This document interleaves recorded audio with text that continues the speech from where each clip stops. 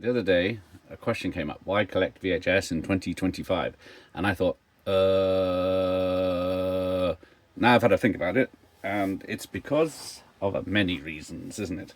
So it's like nostalgia. The first time I saw this film was on VHS. I missed it in the cinema, and it's an absolute bonkers film, but it's very funny.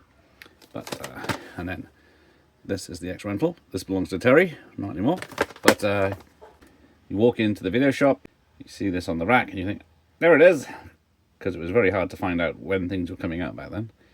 So we got that, and then many other films. Like I saw this in the cinema, and then I got to rewatch it as a rental up to 6 months later at home, and that was just like mind-blowing back then.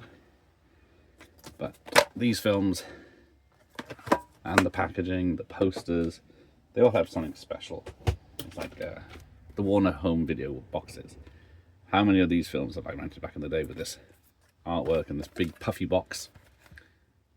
Good times. But yes, it's mostly a nostalgia thing. It's mostly for the poster art, because you can see from this one, as you see, comparing the DVD, it's sort of the same picture, but worse. So I know I prefer the old artwork from the classics, and then of course, and then the Blu-rays usually have an even worse picture. But talking of the Warners, the Bond films were always on the Warner labels back then, when they first came out, pre-certs and all. Well, yes. So you get a bit of information, and because IMDb didn't exist, and then there's a lot of history to these tapes as well. Talking of artwork, yes. Another one. I think this is Drew Chavant. I think that's his signature, and this was his favourite Police Academy one he did. But the amount of effort that guy must have gone through, how many drafts and everything, just to put this amazing picture on here, when all they do now is a bit of Photoshop and just whatever. But yeah, they had to make an effort back those days to get you to watch these things. So you got the Maxwell tapes, good quality tapes. That's why I watched this the other week on VHS, and it still holds up. And then yes, other stuff like RoboCop. It's all well and good having a different poster, but these are iconic. Most of these posters, especially that one, it's a work of art. So let's not go back.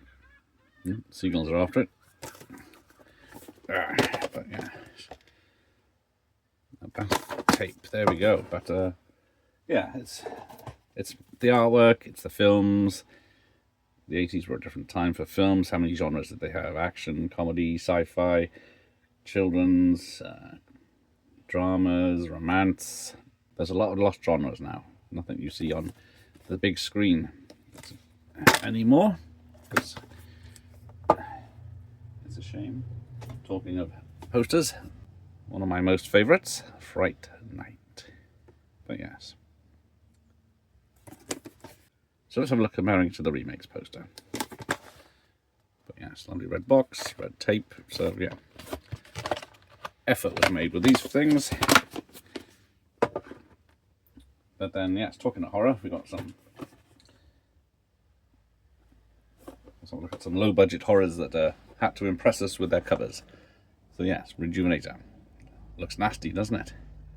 But yes, designed to appeal to connoisseurs of contemporary horror, says Variety. And that was back in the 80s. So yeah, it's about an old woman, oh, ignore the tits, who wants to look young again, and of course, things go wrong. So, Substance, anyway. The Terrorvision, the do-it-yourself 100 picks from everywhere. There you go, Charles Band production. So yeah, you got this on a shelf, and you've got to attract people's attentions to make them want to buy it or rent it. And then of course the little pictures on the back certainly help. A couple more. Street Trash. It melts. Now, what 10-year-old isn't going to go and say, "Mummy, can I rent this?" So yeah, it's a combination of things. The artwork, the film itself, the packaging, remembering renting it back in the day, and of course, 89, one of the biggest years for films.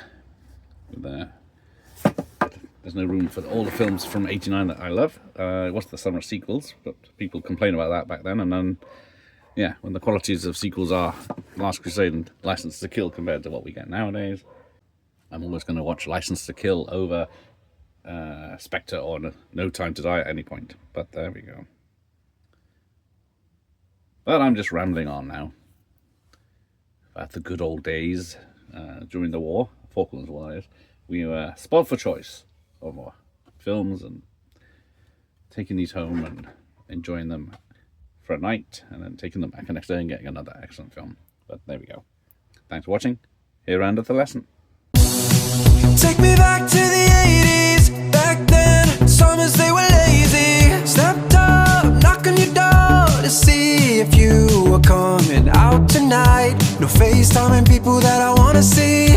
I had them there standing right next to me. Blockbuster star, baby, Saturday night, get in line, oh.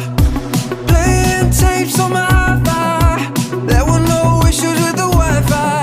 MTV playing the hits with all the kids dancing around.